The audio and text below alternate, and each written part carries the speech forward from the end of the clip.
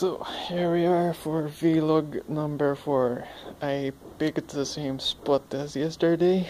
It looks really nice in the sun, but unfortunately the sun is also right in my face. So I got these one, because otherwise I'd be, well, my 25% vampire ancestry would be showing itself. So today I'm going to talk about languages and how much I like them. So I actually put some text on a post-it, just enough to organize my thoughts a little bit better. Hopefully it will pay off. So step 1. Why am I doing this? This is perhaps a bit of a vulnerability, fear, openness that I'm going to talk about right now, but and it's also kind of got compounded recently with my grandparents getting at that age where they start, well, going a bit senile. Let's put it nicely, or, well, not that nicely, but yeah, that's the only way to put it. Well, they're above their 80s, and at that age your mind tends to start to degenerate. It's a great fear of mine that, well, okay, it's far out there, but as it is, out of my grandparents, I still have all 4 of them. The one whose mind is in the best condition is the one who kept his mind active for very long. He retired about 10 years ago now. So basically what I do to keep my mind active is develop a hobby that engages my mind. I know it's not really the only thing that I do that engages my mind, but I can actually do new language learning for fun. I basically, whenever I have time, I just learn a couple of new words from a foreign language. I've always been in a family that actually speaks a lot of languages. In Malta there are 2 national languages, which are Maltese and English.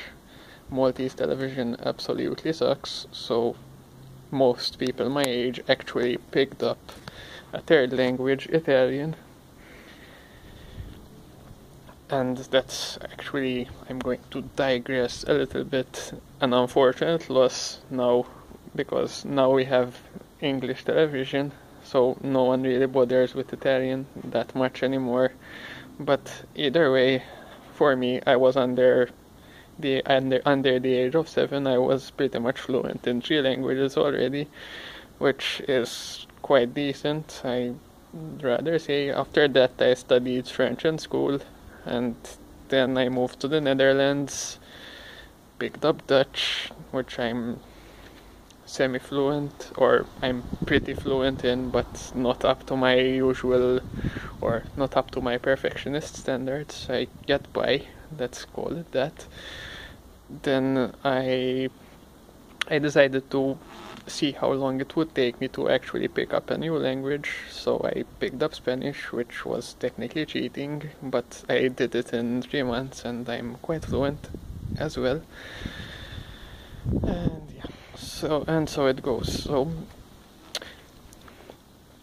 that's a bit of history, and it has, I think, positive side effects, one of which is Google actually filters out results by language. So the more languages you can speak,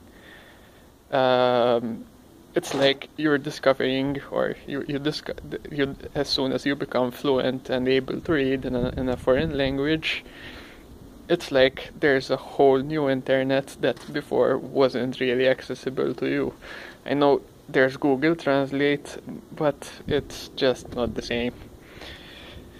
And it's pretty good, but as far as it doesn't really match your actually knowing and understanding the language.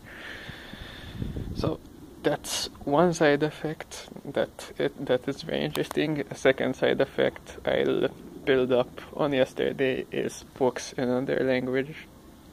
Those are not necessarily filtered, but you pretty much ignore books that are not in your language. I still haven't gotten the hang of actually reading my usual thick books in foreign languages, but I'm getting there. So let's see what else. Let's start thinking of that one. I've talked about it, but yeah, okay, right. Something about the future. So my plans for language learning in the future.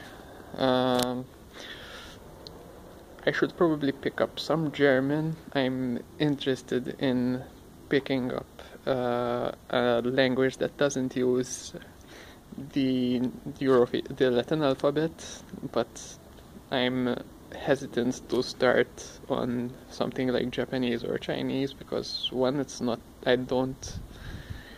I'm not all that interested in all that rote memorization, and there's also the identifiability. I don't identify with those languages at all. And there's also a second point of identifiability in that with the languages I know, with my language learning background, it really